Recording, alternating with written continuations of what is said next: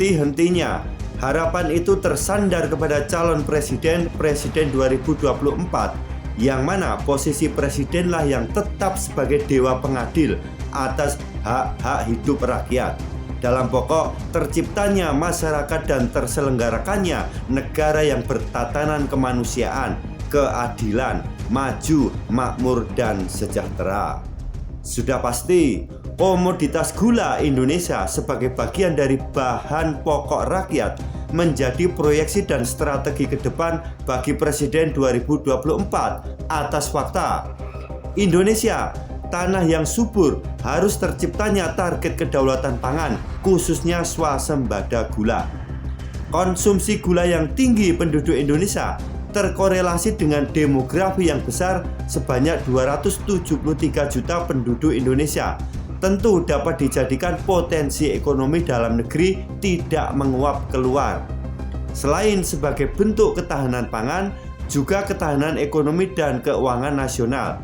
Pendek kata, hal pergulaan Indonesia turut andil besar dalam sirkel ekonomi dan keuangan dalam negeri, yang itu adalah menyangkut produktivitas rakyat yang endingnya kemakmuran.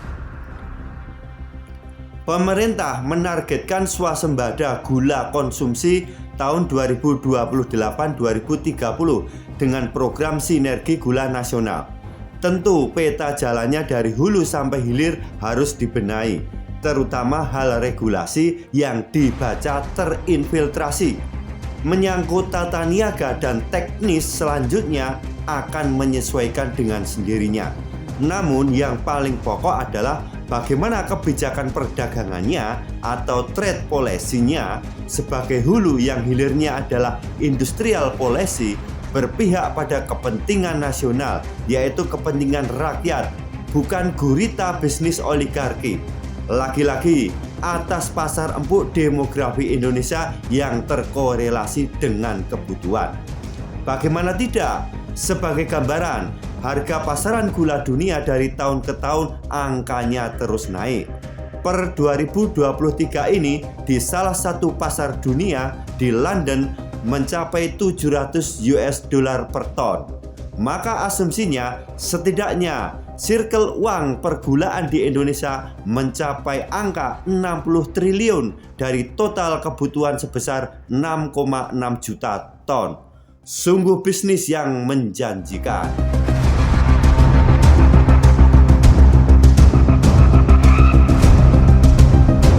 Kita boleh bermimpi.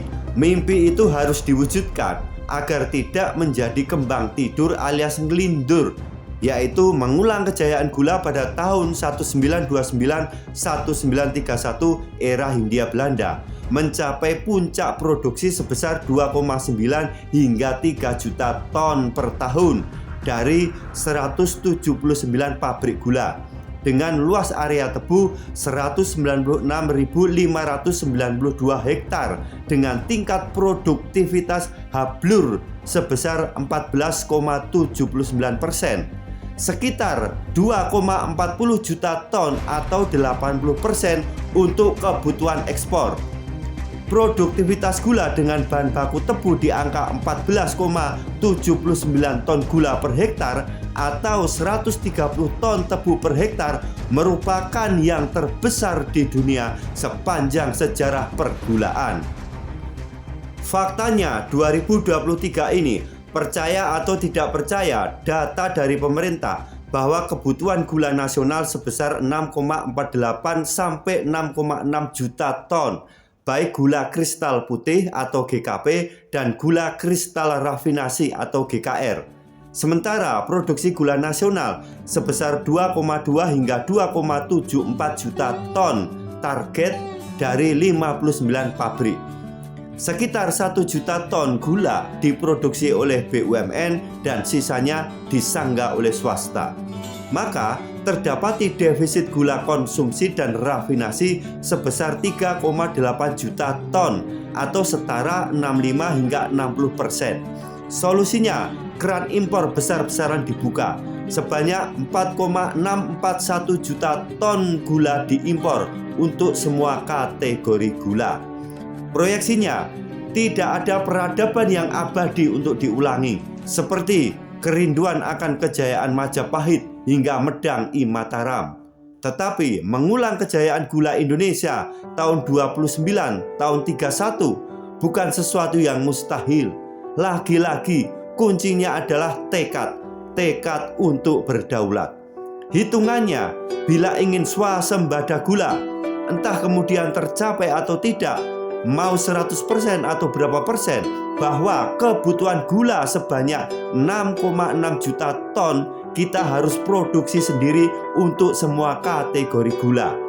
Maka perhitungannya, hablur gula dengan rumus sederhana, berapa target produksi tebu giling atau panen, dan berapa kebutuhan luasan lahan hektar, dan ketemu produktivitas rendemennya, yaitu gula yang dihasilkan.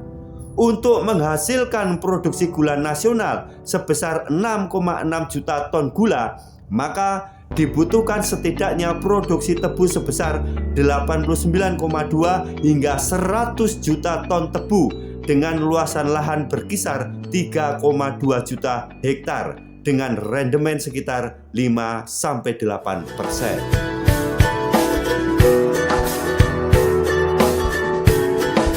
Political will gula hingga trade policy.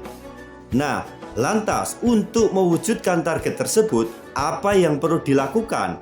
Sedangkan persoalannya tentu bukan malasnya masyarakat menanam tebu, atau bukan pula enggannya masyarakat bekerja di pabrik tebu.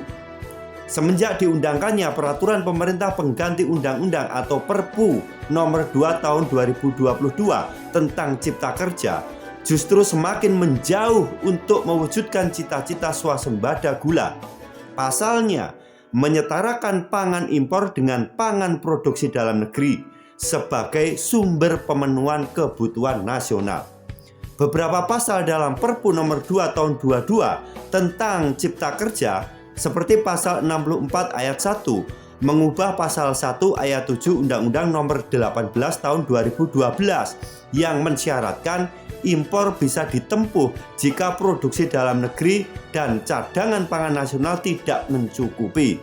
Tetapi dalam Perpu Ciptaker tidak lagi mensyaratkan kecukupan tersebut. Ini cukup berbahaya. Alih-alih memenuhi kebutuhan pangan nasional secara mandiri berdaulat, justru dengan 1000 alasan sering kita dengar bahwa tidak terpenuhinya kebutuhan pangan dari produksi petani Indonesia dengan 1000 narasi kambing hitam. Padahal dibaca itu perkara bisnis rente yang salah satunya dengan bermain impor pangan. Contoh kambing hitam tersebut, Indonesia impor garam karena alasannya hanya berapa persen saja laut yang dapat digunakan untuk tambak garam. Impor beras karena petani gagal panen akibat iklim. Impor daging karena keterbatasan populasi sapi. Impor sayur dan buah karena produksi petani gagal menutup permintaan, dan sebagainya. Dengan begitu, kembali lagi bagaimana nasib petani yang dengan gigihnya tetap bertani meski pupuk saja langka, sekalipun ada harus dengan pembatasan kuota yang diperumit dengan aneka kartu tani seperti kartu pupuk bersubsidi. Apakah ini yang disebut transformasi? Sengaja produktivitas sektor pertanian diperumit agar mati perlahan-lahan. Tujuannya untuk mencetak buruh milenial, bukan petani milenial.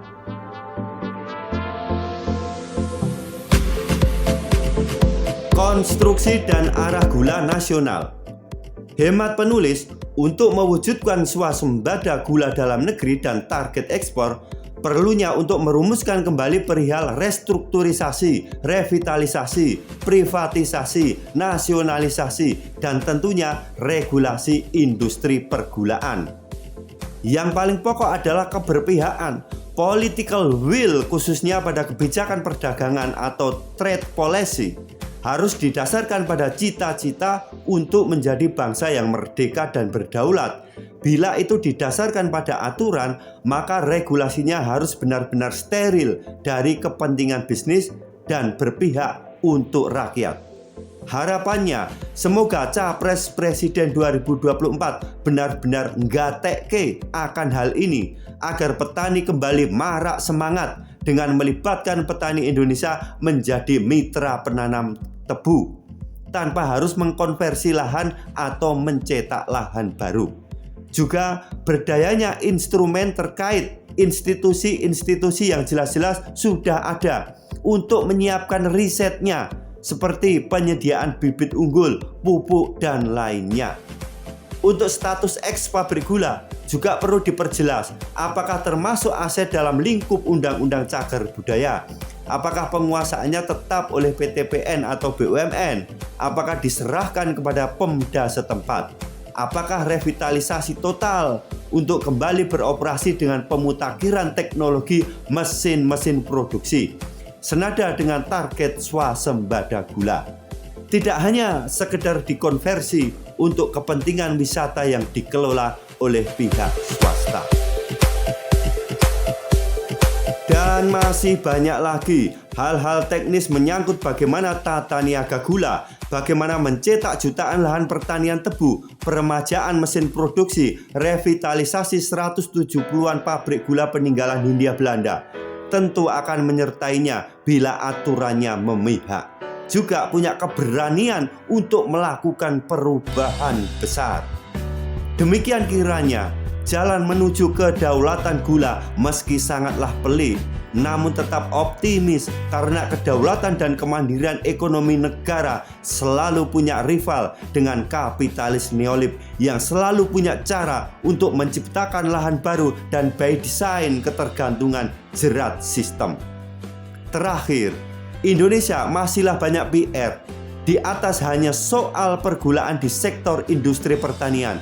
Belum lagi subsektor seperti hal perberasan, minyak goreng, daging ayam, susu, telur, perikanan, pergaraman, buah dan sayur, dan komoditas pertanian lainnya. Yang mana itu jelas-jelas menyangkut hak dasar atau hak-hak hidup manusia sebagai kebutuhan dasar. Yang mana Tuhan telah menakdirkan akan hak-hak itu pantang untuk dipermainkan oleh manusia.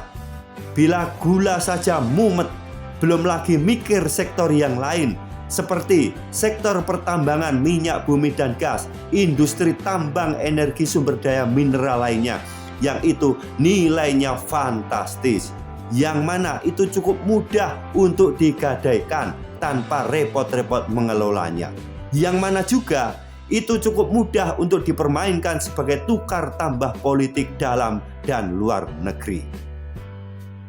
Berat memang, namun itulah konsekuensi dari cita-cita kemerdekaan dan itulah konsekuensi dari seorang pemimpin, orang-orang yang telah menyatakan kesediaannya untuk mengabdi kepada bangsa dan negara sebagai penyelenggara negara, bukan sebaliknya. Dengan tingginya tingkat produktivitas dalam negeri di segala sektor, yang mana kebocoran keuangan negara yang mengalir keluar, net outflow of national wealth, dan kebocoran di dalam negeri karena korupsi, penyalahgunaan wewenang dan sebagainya dapat terus diminimalisir. Maka target APBN di angka 8 hingga 12.000 triliun bukan mengada-ada.